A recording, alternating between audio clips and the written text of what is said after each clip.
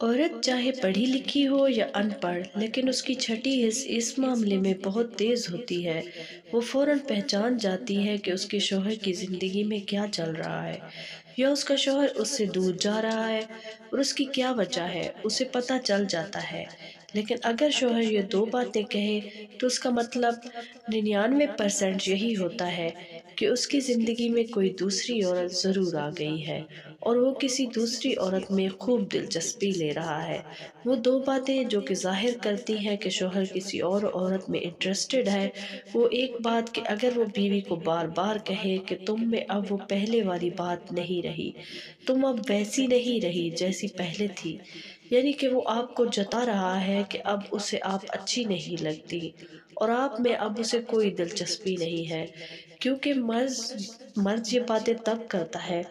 جب اپنی بیوی کی جگہ اسے کوئی اور عورت اچھی لگنے لگ جاتی ہے،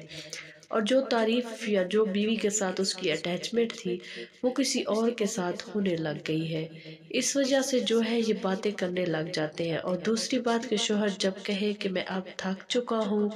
میں اب تم سے بیزار ہوں، مطلب وہ سب بار بار کرنا، وہ بھی بے وجہ غصہ کرنا اور اس میں اس طرح کے جملے بولنا کہ جس سے آپ کو بالکل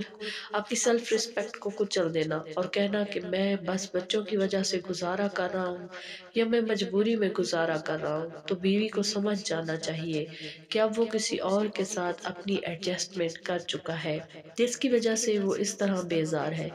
اس سے تو اگر اس طرح کی باتیں ظاہر ہوں تو آپ کو چاہیے کہ آپ کچھ اپنے آپ پر توجہ دیں اور اپنے گھر کو نرمی سے بچا لیں، اپنے شوہر کے ساتھ اچھا رویہ رکھ کے یا خود کو بدل کے رکھ دیں، تاکہ وہ اگر باہر دلچسپی لے رہا ہے تو وہی دلچسپی وہ دوبارہ سے آپ میں لینے لگ جائے۔